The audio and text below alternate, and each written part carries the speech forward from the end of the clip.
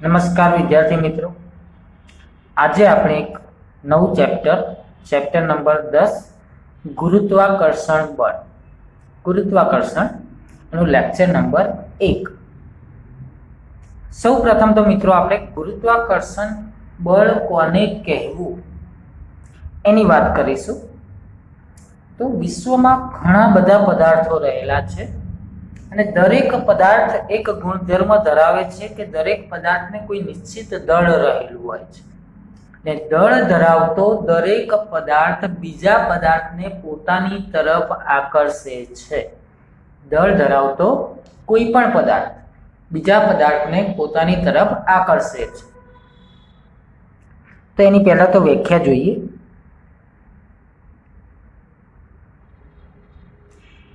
ગુરુત્વાકર્ષણ બળ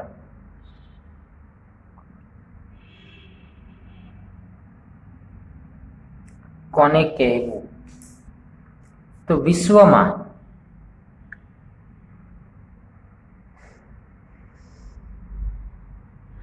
દળ ધરાવતા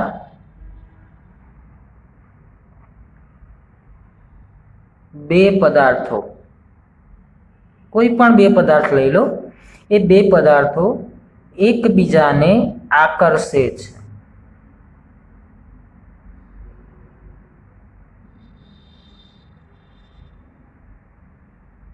અને આ આકર્ષણ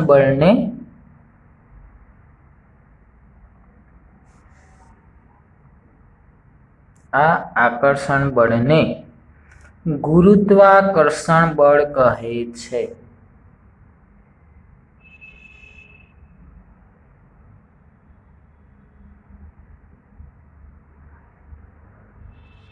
આ થઈ મિત્રો એની વ્યાખ્યા, ગુરુત્વાકર્ષણ બળ કોને કહેવું।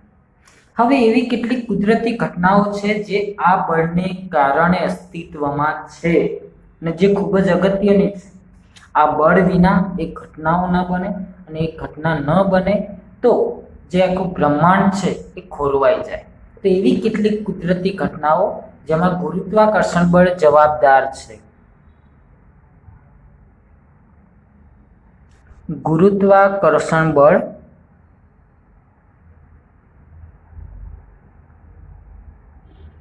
જવાબદાર હોય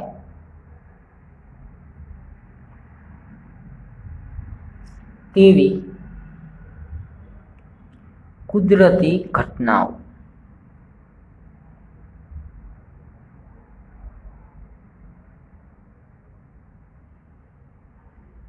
તો એમાં નંબર 1 આપણે વાત કરીશું આપણી પૃથ્વીની, જેના પર આપણે રહીએ છીએ।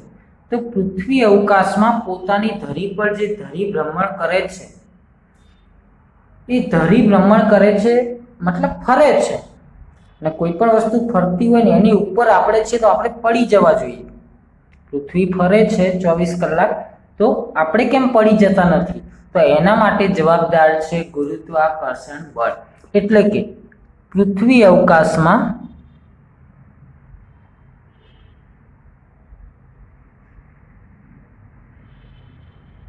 પોતાની ધરી પર,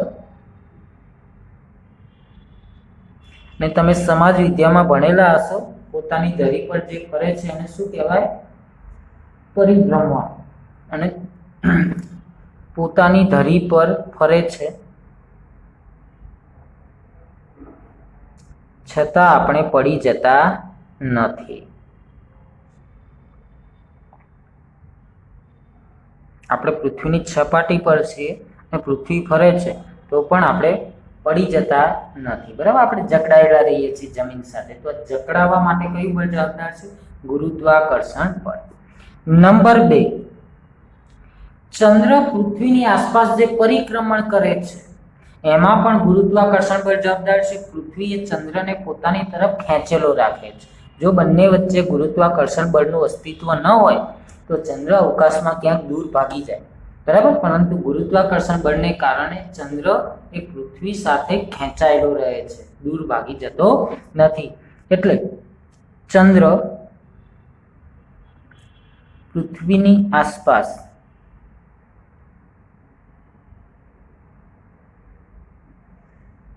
પરિક્રમણ કરે છે તો એમાં પણ શું જવાબદાર છે? ગુરુત્વાકર્ષણ બળ. નંબર 3, પૃથ્વી ગણો કે કોઈ પણ બીજા ગ્રહો, જે ગ્રહો છે બુધ, શુક્ર, મંગળ, ગુરુ, શનિ, યુરેનિયસ, નેપચ્યુન, આ બધા જ ગ્રહો અને સાથે પૃથ્વી પણ સૂર્યની આસપાસ ફરે છે તો એમાં પણ શું જવાબદાર છે? ગુરુત્વાકર્ષણ બળ. એટલે કે પૃથ્વી તથા બીજા ગ્રહો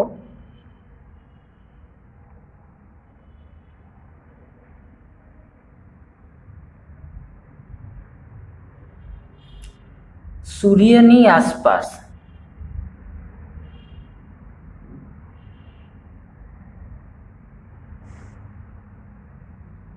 પરિક્રમણ કરે છે તો આમાં પણ ગુરુત્વાકર્ષણ બળ જવાબદાર છે.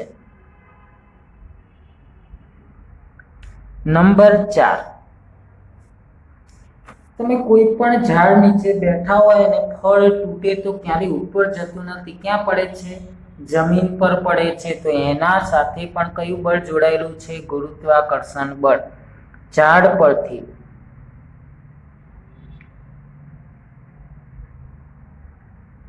સફરજન તૂટે તો તે જમીન પર પડે છે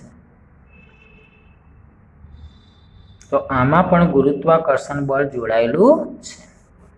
તો મિત્રો અહીંયા કેટલીક એવી ઘટનાઓ આપણે જોઈ જેમાં ગુરુત્વાકર્ષણ બળ જવાબદાર છે. ગુરુત્વાકર્ષણ બળ વિના આ ઘટના શક્ય નથી અને બધું તંત્ર ખોરવાઈ જાય. જો ગુરુત્વાકર્ષણ બળ ન હોય તો આપણે સમજી શકીએ કે ગુરુત્વાકર્ષણ બળ કેટલું જરૂરી છે. બરાબર છે. અને બીજું કે ગુરુત્વાકર્ષણ બળના જે શોધકર્તા છે ન્યૂટન, એમની જે વાત છે ક્યાંકથી તમે સાંભળેલી હોય, એક દિવસ ઝાડ નીચે બેઠા હતા અને ફળ તૂટીને નીચે પડ્યું તો એમના મગજમાં વિચાર આવ્યો કે ફળ તૂટીને નીચે જ શા માટે પડ્યું, ઉપર કેમ ગયું નહીં? તો એના પરથી આ બળની એમને શોધ કરી હતી. તો એના વિશે હવે આપણે વધુ માહિતી લઈએ.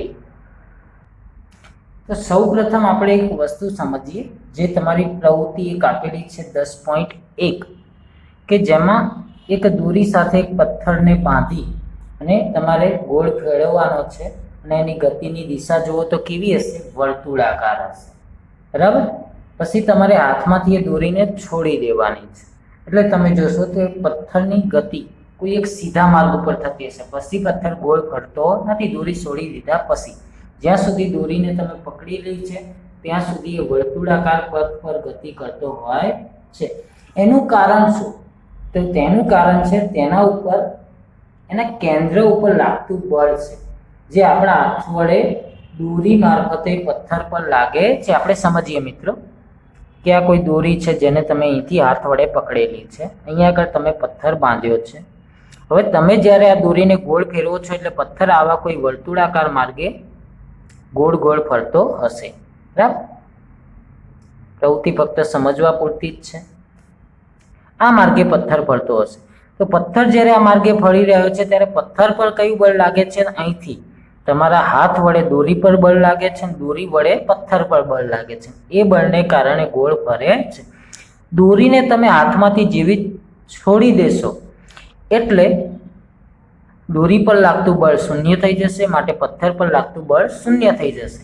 અને એ સમયે પથ્થર માનો કે ગમે ત્યાં પહોંચ્યો, માનો કે અહીંયા પહોંચ્યો હોય તો એનો સ્પર્શક તમે દોરો તો એ પથ્થર કાં તો આ દિશામાં આગળ જશે સીધો, કાં આ દિશામાં સીધો આગળ જશે. બરાબર. આવું બનતું હોય છે. તો આને આધારે આપણે એક પ્રશ્ન સમજીએ કે ઝાડ પરથી જે સફરજન તૂટે છે, આપણે આગળ જોયું, એ કઈ દિશામાં પડે છે? નીચે સીધું. સીધું ક્યાં પડે છે? નીચે, સીધી લાઈનમાં. જ્યારે ચંદ્ર પણ પૃથ્વીની આસપાસ ફરે છે તો ચંદ્ર પર પણ પૃથ્વી ગુરુત્વાકર્ષણ બળ લગાવે છે. જેમ પૃથ્વી સફરજન પર ગુરુત્વાકર્ષણ બળ લગાવે છે એવું જ ગુરુત્વાકર્ષણ બળ પૃથ્વી એ ચંદ્ર પર પણ લગાવે છે. તો ચંદ્ર કેમ સીધો ગતિ કરતો નથી પૃથ્વી તરફ? એ કેમ પૃથ્વીની ગોળ ગોળ ફરે છે? તો એના માટે આ પ્રવૃત્તિ છે કે ચંદ્ર એ પૃથ્વીની ફરતે એક ચોક્કસ વર્તુળાકાર પથ પર ગતિ કરતો હોય છે અને સફરજન જ્યારે તૂટે છે ત્યારે પહેલા સફરજન ક્યાં હતું? ઝાડ પર. એનો વેગ કેવો હતો? શૂન્ય. જ્યારે ચંદ્રના કિસ્સામાં એવું હોતું નથી. ચંદ્ર અવકાશમાં કેવો હોય છે? ગતિમાં હોય છે. ચંદ્ર કેવો છે? ગતિમાં. અને એક કેન્દ્રગામી બળની અસર હેઠળ પૃથ્વી માની લો અને ચંદ્ર માની લો તો આ રીતે પથ્થરની ગતિની જેમ એ ગતિ કરતો રહે છે. જો પૃથ્વીનું બળ એ લગાવવામાં ન આવે તો ચંદ્ર એક સીધી રેખામાં ગતિ કરતો હોત. બરાબર? તો આ વસ્તુ આપણે અહીંયા આગળ સમજવાની છે, જે પૂરતી સમજવા માટે જ છે. એમાં બહુ પૂછાવાની કોઈ શક્યતા હોતી નથી. આગળ વધીએ મિત્રો. બીજી એક સરસ બાબત આપણે જાણીએ કે બ્રહ્માંડમાંનો પ્રત્યેક પદાર્થ બીજા પદાર્થને આકર્ષે છે. આપણે જાણીએ ગુરુત્વાકર્ષણ બળની અસર હેઠળ બ્રહ્માંડનો કોઈ પણ પદાર્થ હોય એ અન્ય પદાર્થને પોતાની તરફ શું કરતો હોય? આકર્ષતો હોય. પરંતુ માનો કે આપણી પૃથ્વી છે ને પૃથ્વીમાં ક્યાંક સપાટી ઉપર એક ઝાડ છે સફરજનનું, તો પૃથ્વી એક પદાર્થ થયો અને એક સફરજન એક પદાર્થ થયો. તો સફરજન અને પૃથ્વી બંને એકબીજા ઉપર કયું બળ લગાવતા હોય? ગુરુત્વાકર્ષણ બળ લગાવતા હોય. સમજીએ. પૃથ્વી અને સફરજન આ બંને પદાર્થો થયા. તો પૃથ્વી સફરજન પર ગુરુત્વાકર્ષણ બળ લગાવતી હોય તો સફરજન પર પૃથ્વી પર ગુરુત્વાકર્ષણ બળ લગાવતું હોય. છતાં પણ બંને એકબીજા પર બળ લગાડે છે. છતાં પણ સફરજન જ્યારે તૂટે છે ત્યારે સફરજન કોની તરફ જાય છે? પૃથ્વી તરફ ગતિ કરીને જમીન પર પડે છે. ક્યારે એવું બન્યું પૃથ્વી આખી સફરજન પર પડશે? આવું બનશે? પૃથ્વી આખી સફરજન ઉપર જશે? એવું બનતું નથી. તો ગુરુત્વાકર્ષણ બળ તો બંને બાજુ લાગતા હતા. વ્યાખ્યા શું કહે છે? બે પદાર્થો એકબીજાને આકર્ષે. એવું નહીં કે મોટી વસ્તુ નાની વસ્તુને આકર્ષે, એવું વિધાન હોતું નથી. બંને પદાર્થો એકબીજાને આકર્ષે છે. બરાબર છે? તો કેમ સફરજન જ પૃથ્વી તરફ ગયું? કેમ પૃથ્વી સફરજન તરફ ગતિ કરતી નથી? તો આ કારણ આપણે સમજવાનું છે. તો મિત્રો અગાઉના ચેપ્ટરમાં ન્યૂટનની ગતિના જે નિયમો છે 3, એમાં ત્રીજો નિયમ એવું કહે છે જેટલો આઘાત લાગે એટલો જ પ્રત્યાઘાત લાગે. મતલબ જેટલું બળ પૃથ્વી સફરજનને પોતાની તરફ આકર્ષતી હોય એટલા જ બળથી સફરજન પૃથ્વીને પોતાની તરફ આકર્ષશે. મતલબ બંનેના બળ કેવા હોય? સમાન હોય. આ જેટલું બળ લગાવતો હોય એટલું જ બળ આ પણ લગાવતું હોય. બંનેના બળ કેવા હોય? સમાન હોય. બરાબર? હવે બીજા નિયમ ઉપરથી આપણે જે સૂત્ર તાર્યું છે F બરાબર ma, એમાં બંનેનું બળ કેવું છે? સરખું. હવે ગતિ કરે છે સફરજન. આપણે ગતિની ચર્ચા કરવી છે કે સફરજન પૃથ્વી તરફ જાય છે પણ પૃથ્વી સફરજન તરફ જતી નથી. તો એ ગતિની ચર્ચા આપણે કરીએ. તો ગતિ માટે આપણે પ્રવેગ જાણવો પડે. શેમાં કેટલો પ્રવેગ ઉદ્ભવે છે? પ્રવેગને આધારે એની ગતિ જાણી શકાય. તો એને હું કરતા બનાવું તો શું થશે? F ભાગ્યા m. ચલો, બળ બંનેનું કેવું છે? સરખું. આઘાત પ્રત્યાઘાત સમાન હોય. પૃથ્વી જેટલું બળ સફરજન પર લગાવશે એટલું જ બળ સફરજન પૃથ્વી તરફ લગાવશે. બરાબર? એટલે આ કોમન છે બંનેમાં, એક સમાન છે. તો રહી વાત m દળની.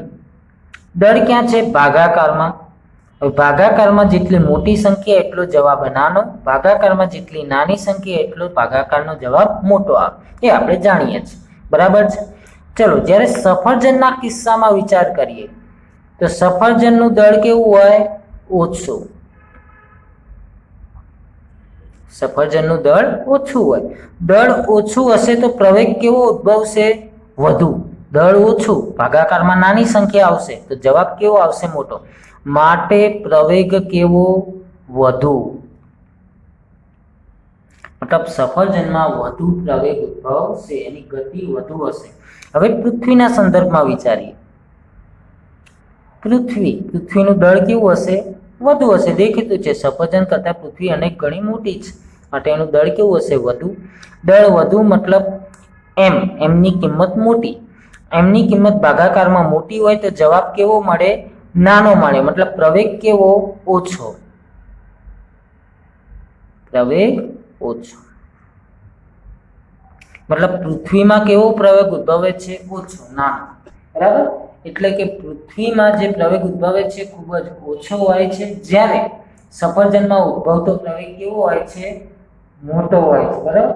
આને કારણે પૃથ્વી સફરજન તરફ ગતિ કરતી દેખાતી નથી, કારણ કે એનો પ્રવેગ ખૂબ જ ઓછો હોય છે, જ્યારે સફરજનનો પ્રવેગ એના કરતાં અનેક ગણો વધુ હોય. આથી સફરજન એ પૃથ્વી તરફ ગતિ કરતું દેખાય છે. તો મિત્રો, આ વાત છે ગુરુત્વાકર્ષણ જે લાગે છે એને આધારે કેટલાક તથ્યો જેની આપણે ચર્ચા કરી. હવે આપણે ખાસ જોવાનો છે ગુરુત્વાકર્ષણનો સાર્વત્રિક નિયમ એ શું કહે છે. એનું ગાણિતિક સ્વરૂપ આપણે આગળના લેક્ચરમાં મેળવીશું, પરંતુ એનું વિધાન માત્ર આપણે આજે જાણી લઈએ.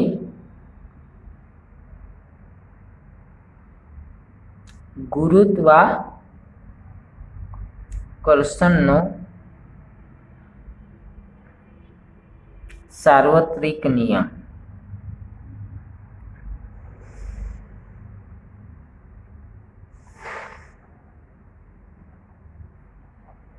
એનો નિયમ શું છે? તો વિશ્વનો પ્રત્યેક પદાર્થ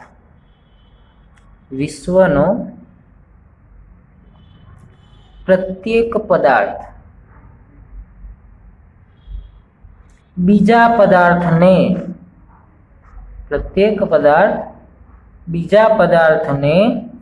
પોતાની તરફ આકર્ષે છે. પોતાની તરફ શું કરતો હોય છે? આકર્ષે છે. અને એ આકર્ષણ કેટલું હોય, કેટલાના દરથી આકર્ષે? આકર્ષણ શોધવું હોય તો એના માટેનો નિયમ છે કે બે પદાર્થો વચ્ચે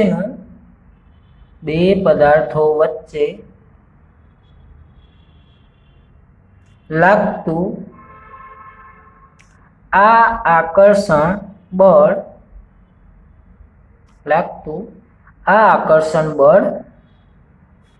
તેમના દળના ગુણાકાર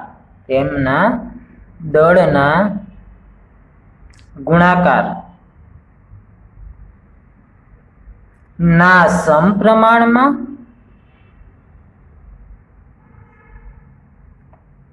અને તેમની વચ્ચેના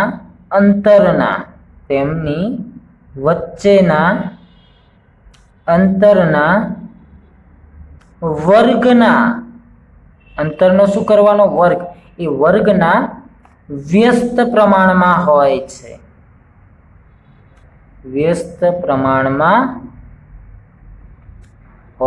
છે. આ એના મૂલ્યની વાત થઈ. એનું મૂલ્ય કેટલું હોય? તો એમના દળના ગુણાકારના સમપ્રમાણમાં અને તેમની વચ્ચેના અંતરના વર્ગના વ્યસ્ત પ્રમાણમાં હોય છે. હવે એની દિશાની વાત કરીએ કે આ બળની દિશા કઈ હોય? તો આ બળની દિશા